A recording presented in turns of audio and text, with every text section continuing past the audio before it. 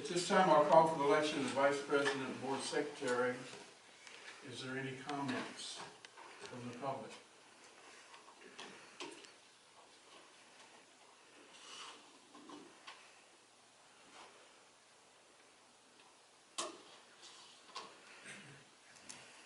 No comments.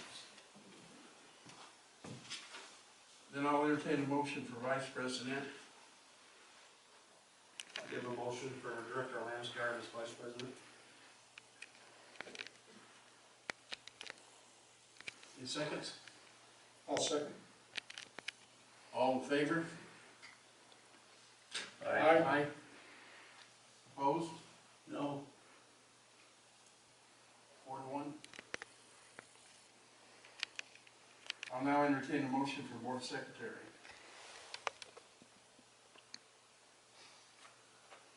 I move that Mr. Shingledecker will remain as Board Secretary. I'll second that. All in favor? Aye. Aye. All opposed? Any opposed? Approval of agenda. Passes 5-0, and the motion on Vice President passed on a 4-1 basis, the negative vote being from Director Glennan. Approval of agenda. Make a motion that we approve the agenda. Second. I'll give a second. All in favor? Aye. Aye. 5-0. Madam Secretary. This portion of the agenda allows an individual the opportunity to address the board on any item not on the agenda regarding district business. State law prohibits the district from taking any action on items not on the agenda unless authorized under 54954.2 sub B of the Government Code, and your matter may be referred to the general manager. An individual may also address the board on any agenda item at the time the matter is discussed and prior to board consideration or action. Speakers will be limited to 5 minutes. Your time will start when you approach the podium, and you will be given a 30-second warning before your time expires. If you choose to ask a question during this time, any response by the board will not extend your time. Questions may be referred to the general manager to be answered at a later time after the meeting. In order to allow for a smooth and orderly meeting and allow each speaker the ability to address the board, disruptions from the audience will not be tolerated, and you could be asked to leave. We appreciate your cooperation in this democratic process. Does anyone from the public like to speak at this time?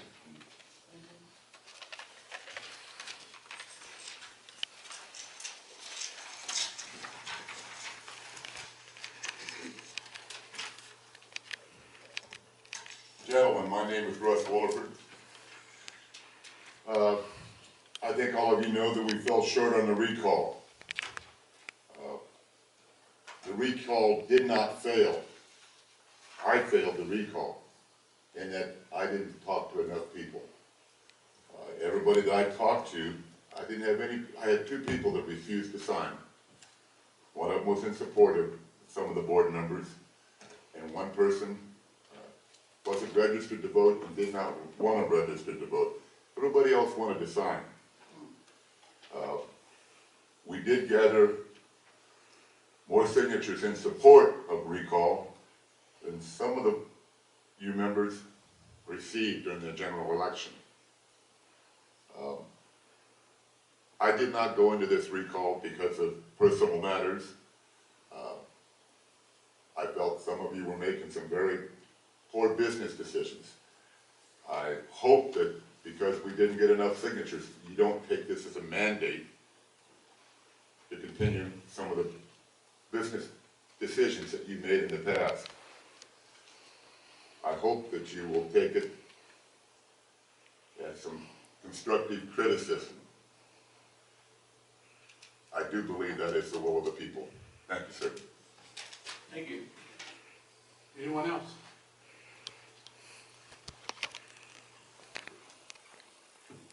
Good evening, board. My name is Charles Cameron, and I'm coming here to address an issue I had recently that I experienced today.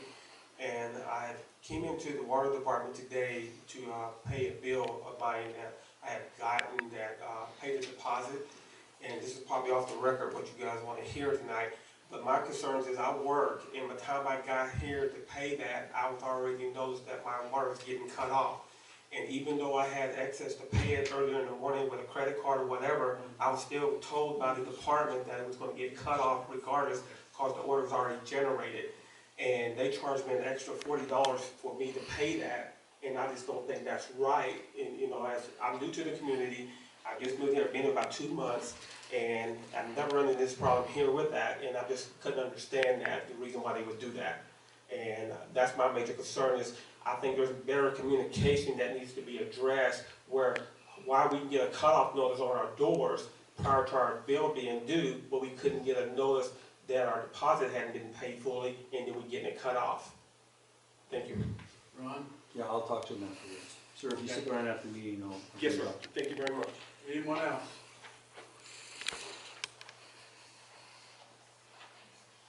Do we call for a motion now? No motion necessary. The minutes approved?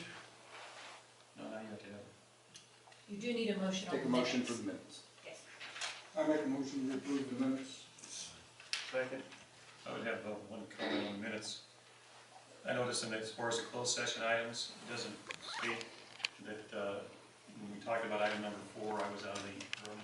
Does that need to be in there? It would be appropriate to reference that Director Landsgaard abstained from item 4 and recused himself from. If you could amend your motion.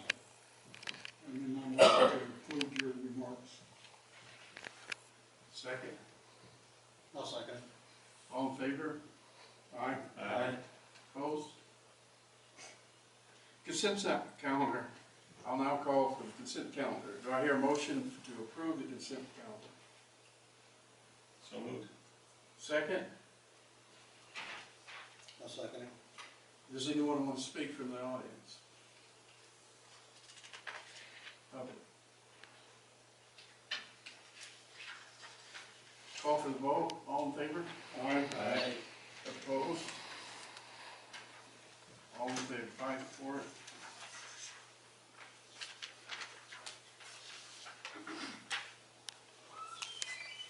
Discussion direction options for the Fifth District in relation to sewer, master plan, water master plan, and water plan. Does anyone like to speak to this issue from the public?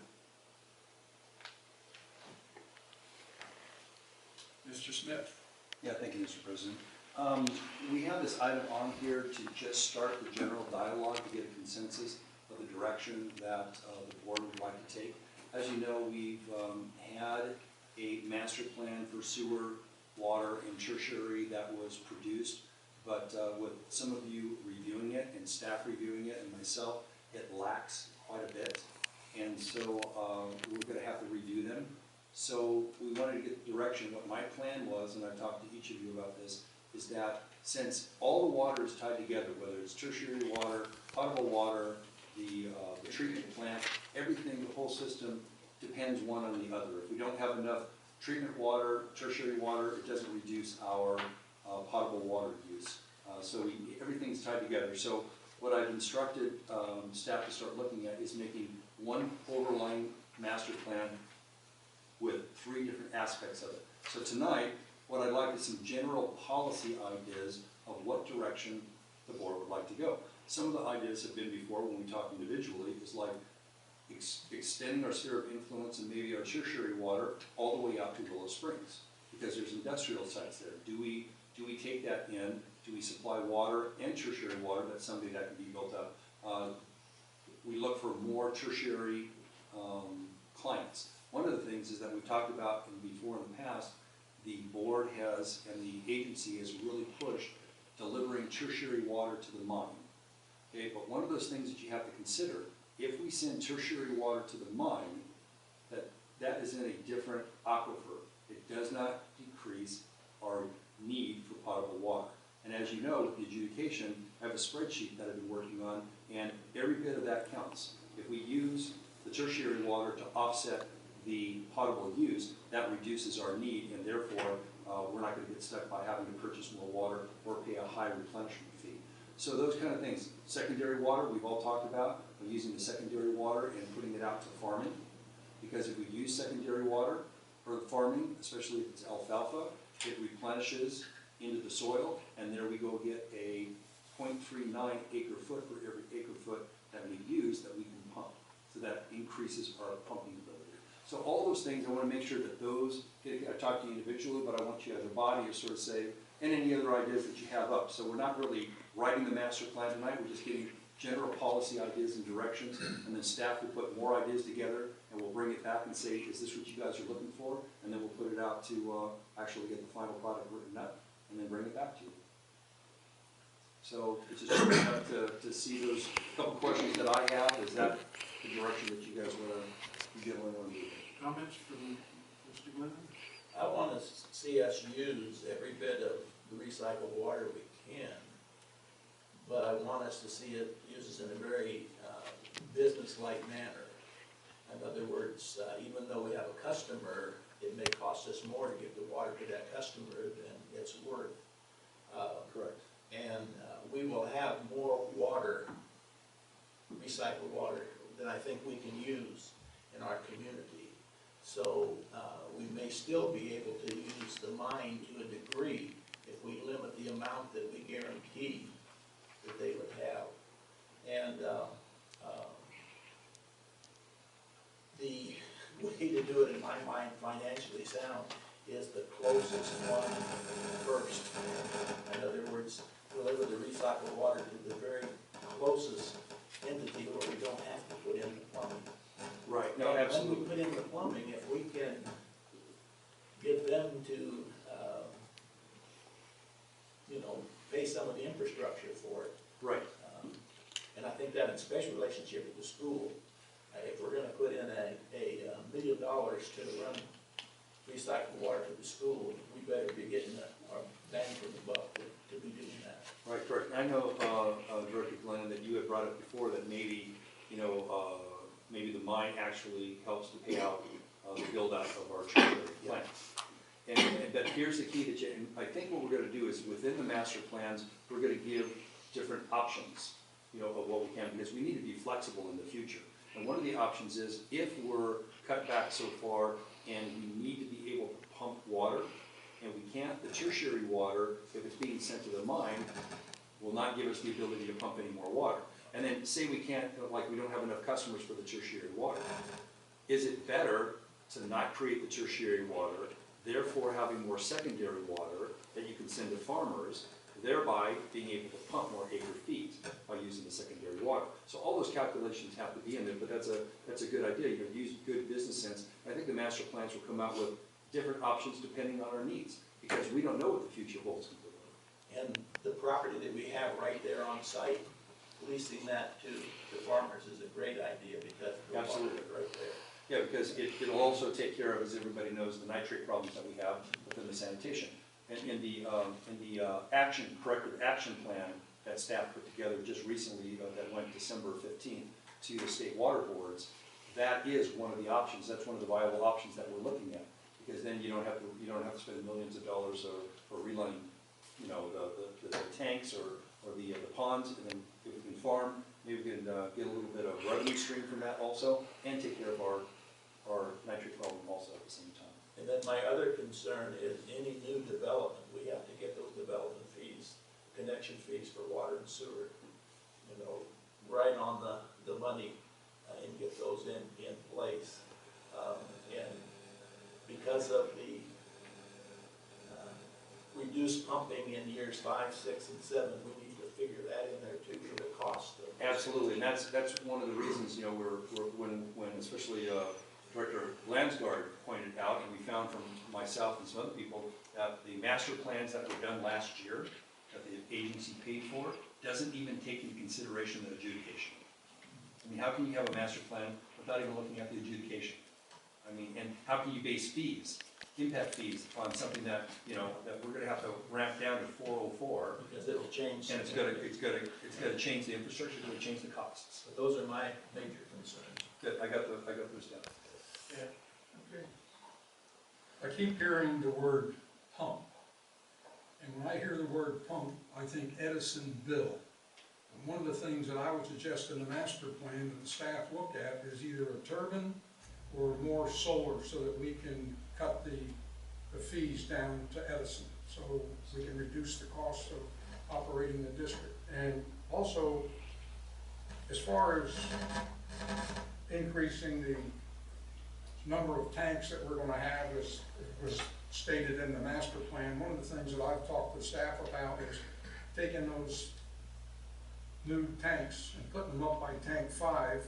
It costs us to pump it up there, but when it flows down, it's gravity flow, and we could put generators in the pipelines, generating electricity to help to to overcome the cost of pumping it up there.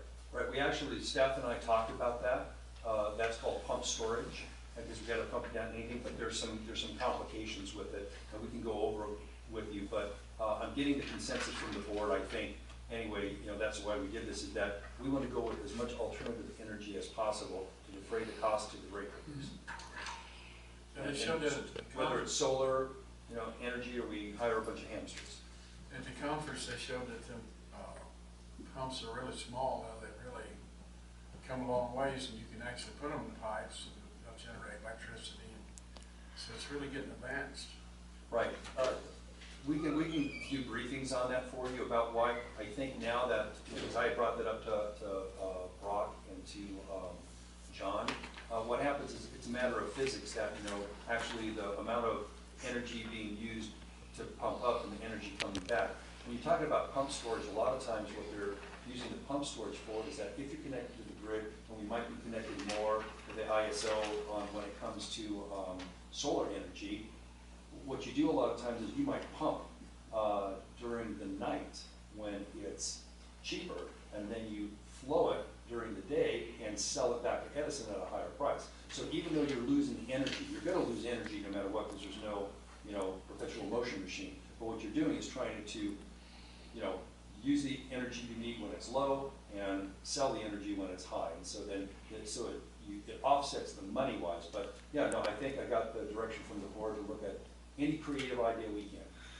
Yeah, there's a dam up north, they've been doing that for years. They pump it up at night, and they sell it. Really?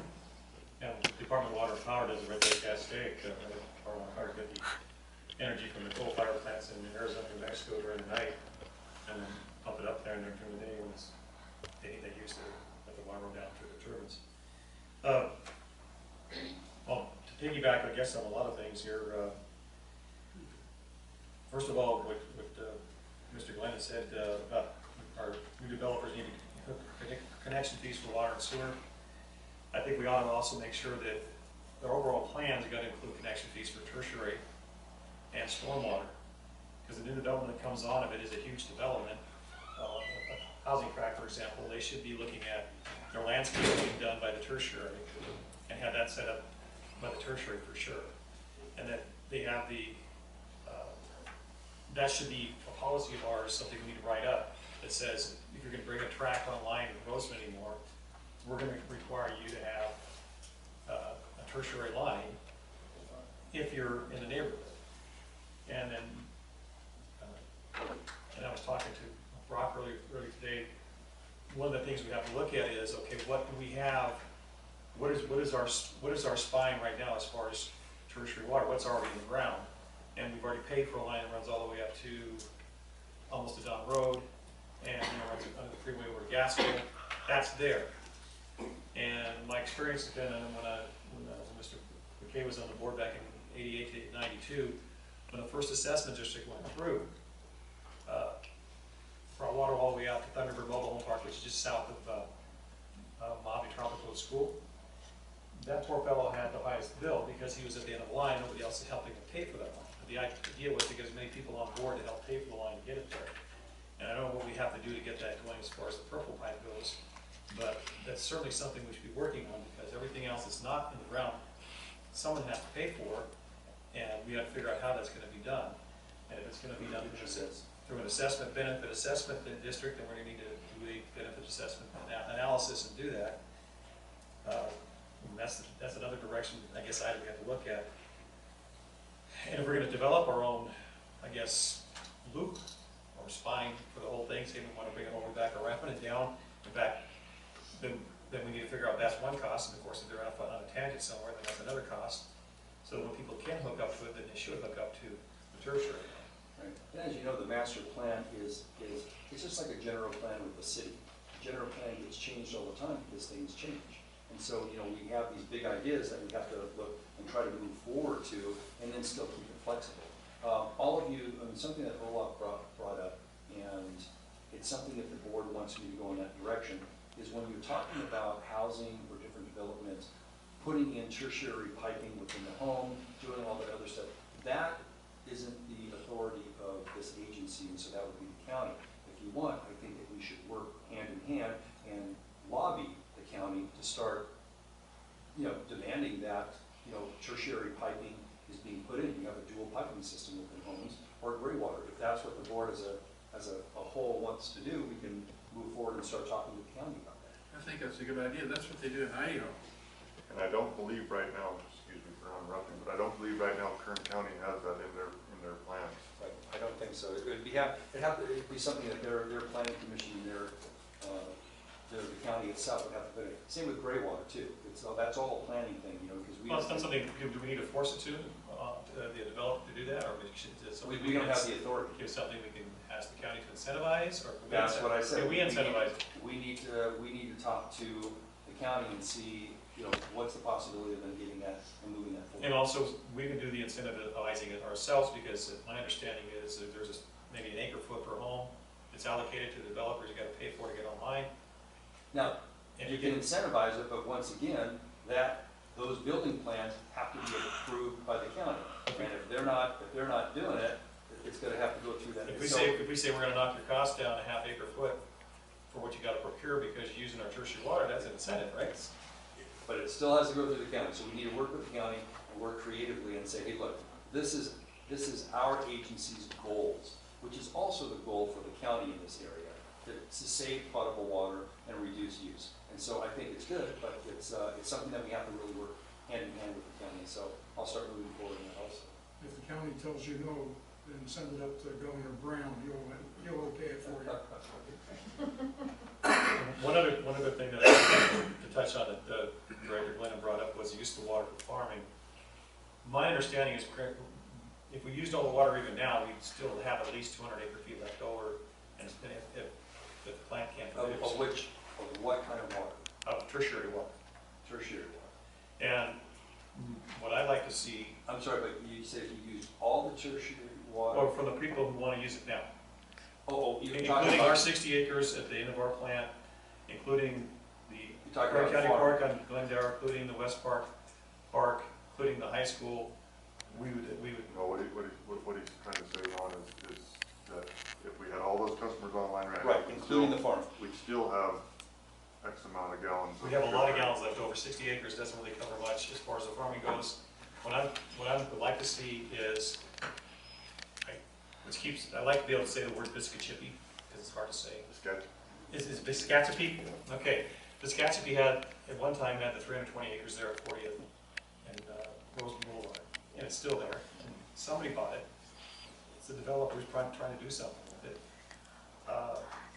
If they, for example, said, look, About one of the plans was to send the tertiary water out to Gaskell and 60th. And like I said before, there's a balance between using the tertiary water for farming and using secondary water for farming. Just as an example. can we use secondary water? We don't need any piping for that, do we? We don't have any piping going out to other areas. Do we think about that? Do we think about sending that out to a farm? Right now, we're looking at farming our acreage at the treatment plant. And just so as an example, I was talking to one of the farmers, and they said they basically need around 6 to 8 acre feet per acre to do alfalfa a year. So at that rate, if you have that and say 7, you're talking about they could use 420 acre feet just on that one section. They could virtually take all our water that we produce for. Is that what they said, the 6 to 8 acre feet per acre per alfalfa per year? There's like 3 or 4 or whatever, but that's, you know, that's, Yeah. It's good to get after and get it done. In other words, we wouldn't have to treat it? No. It's You have treated, to- you have to it's gonna aerate be it. good. I mean, secondary water, it has all the nitrates in it, we don't have to run it through the tertiary plant for the extra ultraviolet. We just run a pipe from the secondary plant and right over to the farm. That would be, well, obviously, we'll get the direction from the board on that. And there also might be property south of there that might be for sale or lease, and a farmer might want to lease that, and then we go, but, you know, if we go into the farming business with a farmer in a partnership, it's not just going to be to get rid of our secondary water, which, because every acre foot of secondary water that we give to that farmer, okay, we get a pump 0.39% out of our wells, extra, above and beyond the adjudication. So that's what works out good. So there is some acreage below there, I don't know who owns it, that's something to look for, you know, look into, because the farmer might want to purchase it or lease it, but we plan on having some kind of revenue stream from that farming also. We're just not doing this because we're altruistic. I think last time, another area we can look into, last time, we actually, I remember, someone mentioned an alfalfa farm in Edwards Air Force Base, and Township Farms had her ranch out there. Is there any good talk with Edwards Air Force Base about maybe, because they're right next door, farming their property? We could put that down as one of the items to not only talk, but also put in the plan. And just because we put something in the plan doesn't mean it's going to come to fruition necessarily. It's something to look forward to and something that we want to move in that right direction. Because obviously the land's there, we can use it, and It's reduces the nitrates around our Absolutely. our holding.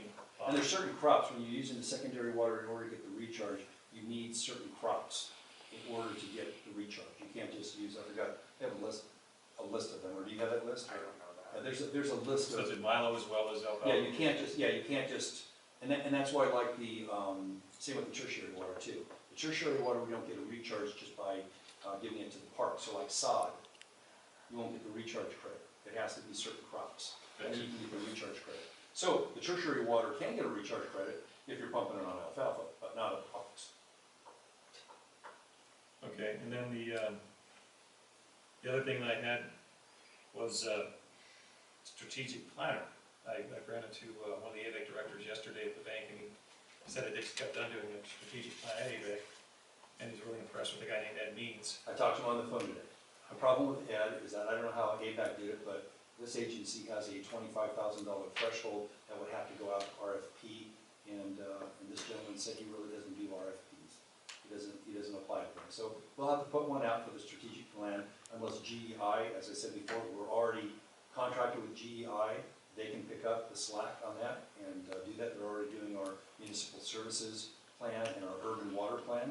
And so, but we can, if the board wants us to put out an RFP for these master plans, we can do that also. Well, and I like the way he had it. He went ahead and emailed his presentation, how he set it up, and he kind of laid out what the board's responsibilities are as far as policy, and how basically the staff gets to work really hard on coming up with different capital improvement plan. They get to come up with a water plan. They got to come up with a sewer plan. They got all this, and then they go to the financial guy and say, "How's our financial plan look?" And then it comes up to the strategic plan, and then we get to look at it. Basically, is what my understanding is the way you put it. Right. And any consultant would be working that way also. But the no, an RFP is good. One of the things I looked at in his resume was he did all water. And let me, two points. One is you want to have one plan for water, sewer, and tertiary water. That's good, I think, over an overall capital improvement plan. But I understand the history of how everybody got on sewer here was not all houses went on sewer voluntarily. And most of the time that was encouraged by when you got an FHA loan or a VA loan after 1969, they'd say if you want the loan, you need to get off your septic tank and hop on the sewer. And I understand there's still several homes in Rosamond that are only on water and not on sewer. Correct. And I also understand there's some like mobile home parks that have their own wells that are on sewer, but they're not on the water. And all that needs to be taken. And that's why I said before, there needs to be one overlying master plan, strategic plan for everything, because everything's interconnected. You have 3 sections in there, but it's all interconnected. Well, one thing I would like to get maybe some direction on is, if it's a mobile home park and they have their own well, how much acre feet were they allocated in adjudication? They're in trouble. They're one. If they only get 3 acre feet per year for that one mobile home park, that's not much, but that's something they might want to talk about trading on this. Well, that trailer park just down the street here, they was They're- on, Yeah, on- they're in the. they're on that, Arsenic grant. yeah, but they're on community service district now, right? Yeah, well, some They- of them are. The But the ones first in one, the arsenic grant were built into the allocation already. Right. They were already looking. But the ones that aren't, maybe we can look at that, I guess, but So policy-wise, in the strategic plan, you want us to look at, buying other rights, and that's what we've been doing. and we're looking at buying another right side. Okay, So yeah, definitely need to continue to do that. And then as far as the overall plan though, I guess, I know we're talking water, sewer, tertiary right now. Right. If we're gonna do an RFP, and if there's someone skilled enough out there, maybe we should check and see if there's someone else about parks planning. I would really like to see that. And here's where I'm coming from. When we did the lighting assessment district, and we approved that in July, the 41, or I guess the 26 districts that we approved, each one of those had a benefit assessment district for their thing, saying this is how much you're benefiting, this is where the lights are, how many lights are in your area. The engineer went through and figured it out, it's a numbers thing. That's what needs to be done with our, if there's a parks plan from 2005, 2006. Director Olaf, you wanna go to, wait until D2, and we can discuss that. All right, further? I'll save that from them, but I do want No, to. D2, the next one is about the park, and so we can discuss more about the park, and I can give you But my thoughts on that. I want to see a master plan though for parks and this now is number D2, but okay. Well, I mean, we can talk about getting a master plan done as part of trying to reopen the pool and reopen the park. Okay. So, No, everybody's pretty much covered my concerns and thoughts. The biggest thing is we need to save as much money as possible for the ratepayers. absolutely.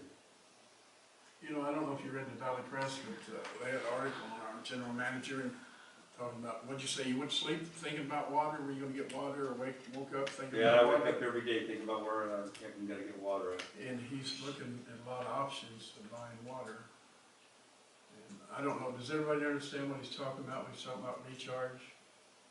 You wanna explain that a little bit?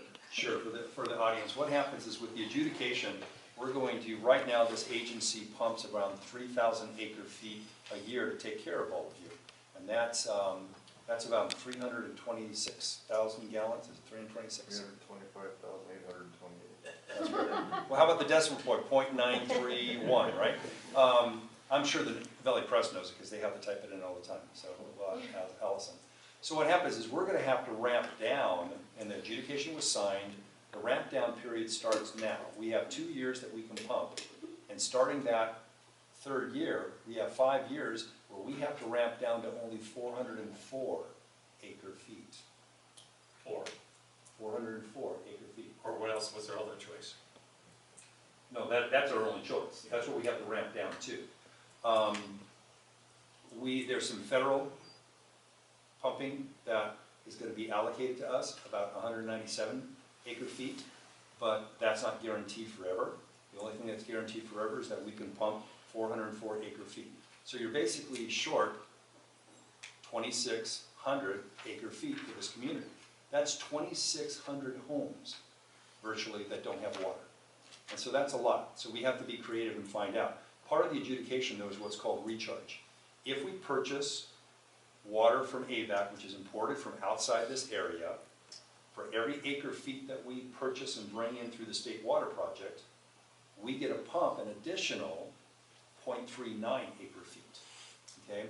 For some of the situations that we put an onus under the state, we are going to have to purchase some AVAC water. The state has changed its limits on chromium, and for that, our plan, or corrective action plan, is to blend the state water project water with our water to take care of that.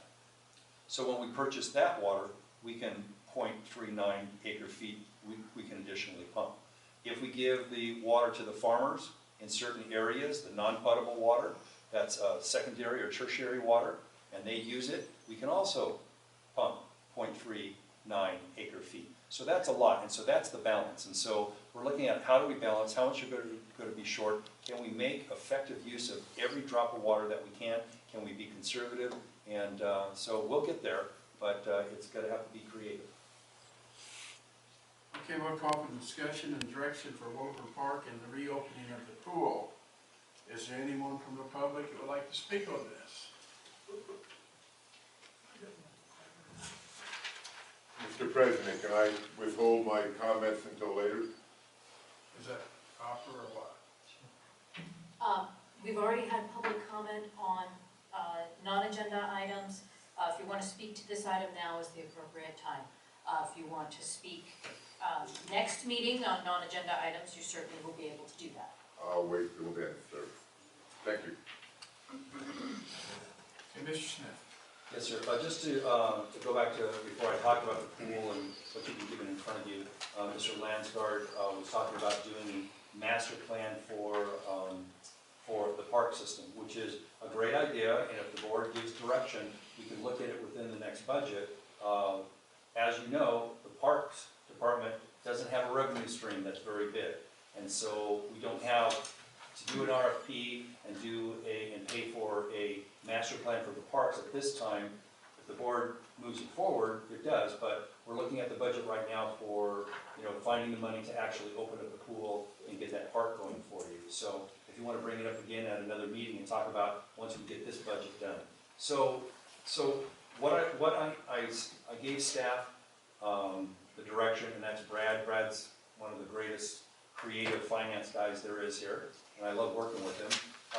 And we looked at that. As you know, the pool is not open this year. The revenue stream is still coming in from what is called CSA 63.5. We also, as you know, I changed the way we were doing the landscaping, that we cut back on some of the landscaping, but we redid the park, so the park looks fantastic again. And that's saved money also. What he's done is, if you look at the sheet in front of you, the allocations. How much money has that saved us? The park alone, since I came on, we saved close to $30,000 on the landscaping. And then we saved from the pool not being open also for staff time. The pool does generate some revenue once it's open, so the revenue stream is there. So if you look at this, from the fiscal year 13-14, 14-15, and then this year 15-16, there's been an excess of revenue over these periods of time. 13-14, there was an excess of 36.5, Brad found, 51,484, 14-15, and this year so far we have excess revenue of 55. That gives us a grand total of $143,000 of excess revenue. This, according, when you look at the budget, what we've already done in our initial studies, and that is to power, electricity, gas, hiring staff, insurance, training, water, everything, chemicals, we can open the pool. And we have enough revenue to be able to do it. Now, we need to, if that's your direction, next meeting, and then we can talk about the other options as we go forward. We need to bring back to you ASAP a budget that reallocates this revenue excess to hiring lifeguards, pool manager, and also making a small pool budget so we actually have the chemicals and everything in place so that we can move forward. So we'll bring that to you. If that's the direction that you guys want it open, you can see that there's excess revenue. We still are going to remain getting the revenue from the CSA 63.5. This does not include the other two that are for landscaping, 63.3 and 63.4 and 63.6. So if I get a consensus like that, and that's what the direction you gentlemen want, then we can move on to the next part thing of how we move forward in the next fiscal budget. Mr. Glennan? I have two questions. One, because it's been down for a year, do you think that makes any significant new cost to getting it going, operation, maintenance, the filters and so on? Not so much on the pumps and filters, but there is some, the stucco face we were gonna recoat, with epoxy. But other than that, That's for the plaster. yes. But no significant cracks have developed or anything like that. And then the other one, the people who currently are giving to 63.5, at one time, they had a different fee because they're already paying for the pool than the rest of the people in the community. And I would kind of like to see that come back in where they get a break because they're already. Oh, absolutely.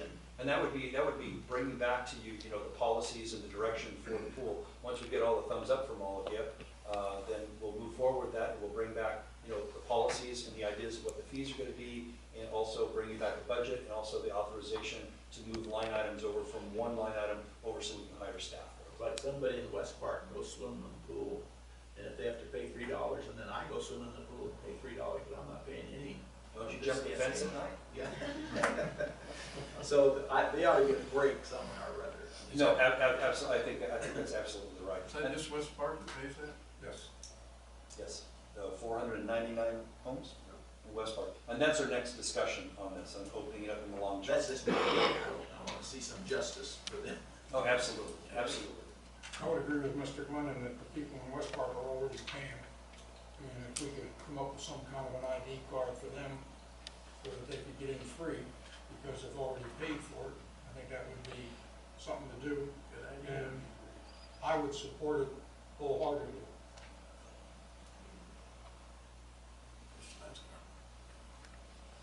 Oh, well, again, thumbs up on bringing this forward. Really, thanks again to the staff, particularly Brad, for figuring out how to get the money here. I'm glad you guys are working on that. And the idea of bringing it full back, that's awesome. Of course, and I think it sounds like you can make it happen. So the next thing is work your magic and see if we can get the master plan for parks going as well. I'd like to see that because let me go back to explain what I started explaining.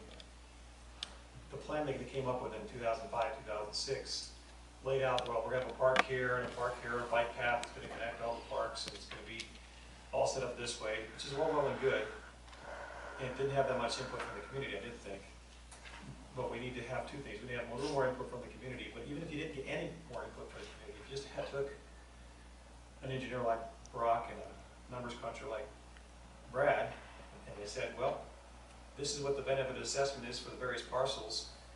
If you were to go with your 2005, 2006 plan, that would be a starting point. At least we say, okay, do we really want to spend this kind of much money on what we call a general park, where you have a main park? Or do you want to have a little park over here? Do you really want to spend that kind of money for that neighborhood? Do they want to have that kind of assessment assessed to their properties? Correct. And so that people can at least have open a discussion and say, well, that's wrong, this would be better. At least we have a starting point, because back in 2005, 2006, they didn't get to the point where you have a starting point. Say, well, this is the benefit, this is the assessment. If there's something we could do along that line fairly cheaply, that maybe that's one thing we could do without getting a big parks planner in here, because I think the best parks planners are probably the staff here at the RCSD, number one, and the community, number two. So if we could get, that would be my hope that you would support me on, is see if we can get some sort of benefit assessment analysis on what we have already planned, or otherwise set up so we can support redoing the plan. It's a matter of just allocating the money for it. So we can get, but I think what we need to do is, why don't we put that agenda item on next week, because there's some things that are happening within the next couple of weeks that'll bring more information to light, and we can have a longer discussion on how we move forward in the next few years, not only with benefit analysis, or is the CSA expanded, and there's actually a larger parks program for the children out here. So there's some things in the works, so we'll put it on the next agenda for a larger discussion and direction from the board. Well, for years, talking to Laura with the RMAC, which I'm also a member of, she never wanted to have our boundaries go north of Don Road. Well, RMAC is a advisory planning commission is one of the roles. If we went north of Don Road, we would no longer be in a specific area, we would be in the county general plan. And I think that's why she wanted us to stay out of that area. But she did support going from the RCSD boundaries, which we had initially, we go out to 175th Street West and all the way up to Don Road for the RMAC, and that's again advisory planning commission. It seems to me the easy sell would be, you got a Willow Springs specific plan, you got a Rosamond specific plan. Willow Springs is higher up than you are, so if you need to have sewage flow, it's gonna come this way without pumping. Number one. Number two, there's a lot of, our water bank is out there at 135th. It makes a lot of sense, I think, to be able to make the argument at least to expand our sphere of influence all the way out to 175th. And if there's any way we can talk her into going north of Don Road, fine, but I would settle for just going out to 175th at this point in time.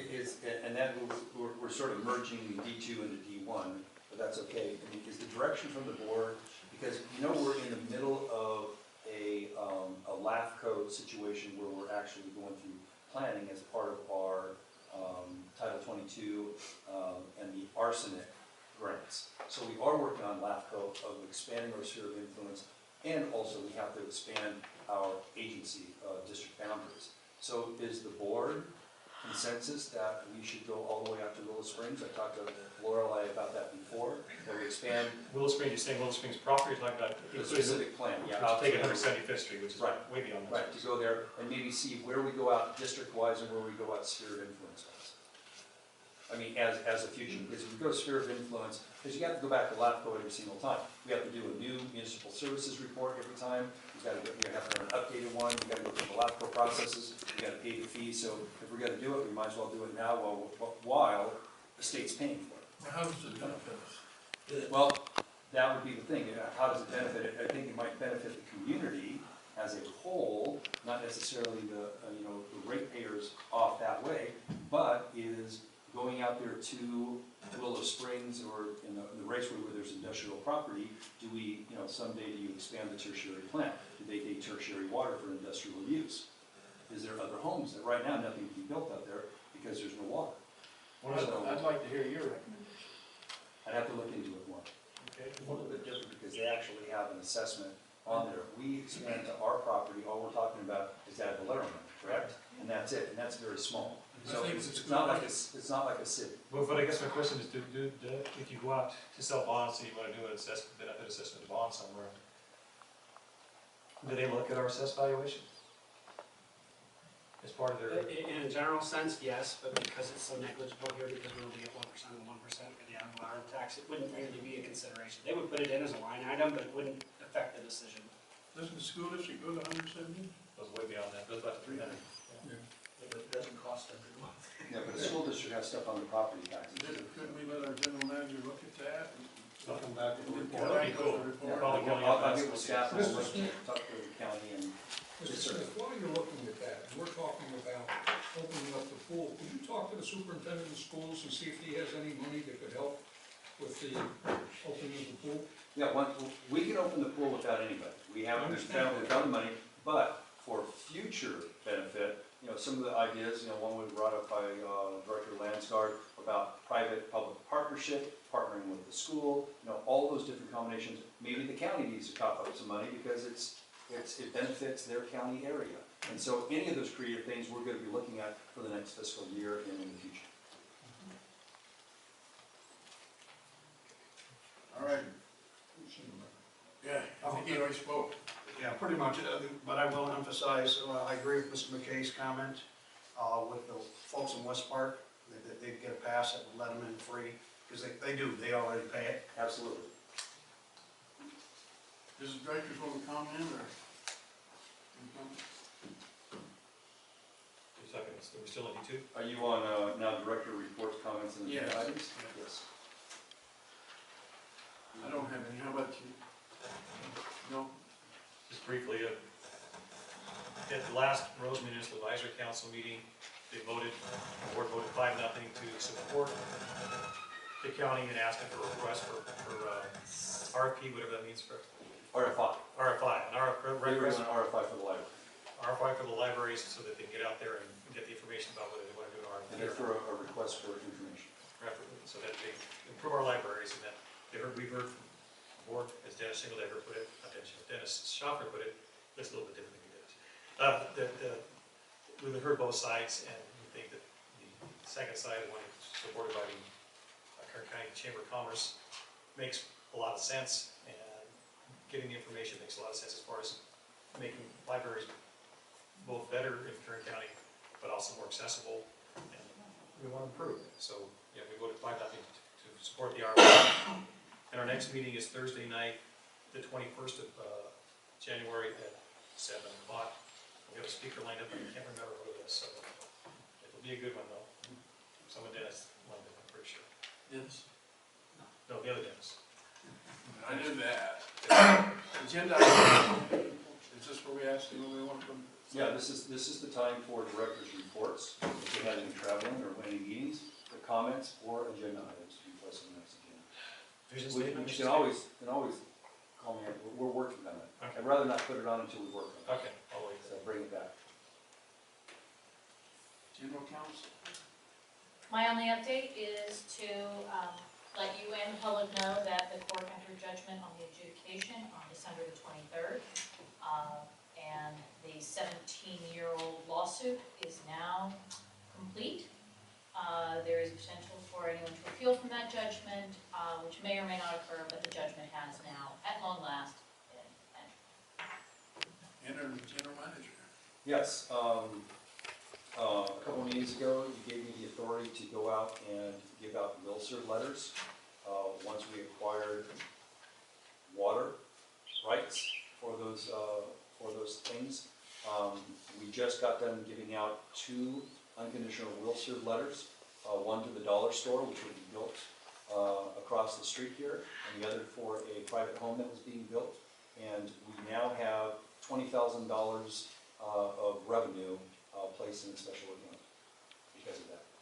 We're looking at, there are about 220 other usage of 220 acre feet needed for 2 different projects. One is for 94 homes, another is for an apartment building. That's going to be a higher end apartment building with security and everything. That's and once again, that all goes to the planning department at the county. But they need will serve letters now also. They're ready to go. And so I've been negotiating with a number of water owners and water rights with the adjudication over. It's going to be better at the price that I'm thinking that we should be able to purchase water rights in the future. We should be able to bring in of revenue another $660,000 after the cost of purchasing the water rights. So if it keeps on going the way it is, hopefully it's not a free-for-all yet. So that's my only update. Assistant General Manager update. Yeah, I just have a couple items on the RFPs that we sent out for the tank. We've got a number of participants for the bid that closes on the 28th of this month. We also are going to be sending out on the 11th, we'll be putting out our RFP for the 20th Street project materials. Saturday, they're going to have the wastewater treatment plant shut down at Edison doing a pole removal and replacement. So we'll be running on our emergency generator for at least 8 hours. And that's all I have. It's good exercise for the generator. We did get our permits for the emergency generator up at Tank 4 also. That'll be done when we get the pre-coated. We're installing the emergency generator up there. We got our permits from the AT&T on that also. That's it. Any questions?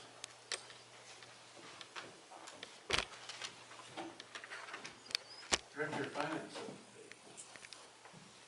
Nothing exciting at this time, gentlemen. It's mid-year budget time, and this general manager just proposed to you, started to dig into the CSAs and the pools and park functions and everything. So staff is working diligently at this time to present to you a mid-year budget.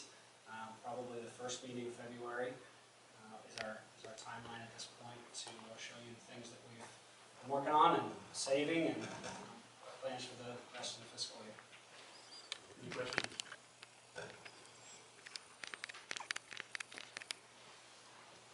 Director of Public Works. In addition to the things that Mr. Houghton already mentioned, Public Works crew has repaired 1 angle stop, 2 service line leaks, and 1 sewer line. Since the last board meeting, we've delivered 368 non-payment notices. We've continued installing master meters. We currently have 2,393 installed. That's almost half of the town. We've done 29 work orders since the beginning of the month. And we have 28 customers qualified for the cash for grass rebate. We also spent multiple days cleaning up the tumbleweeds at the street skips around West Park. Wow. A lot of tumbleweeds.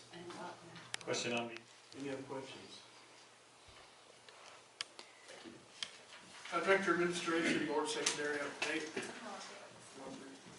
I'll entertain a motion for adjournment. So moved. Second. All in favor? Aye.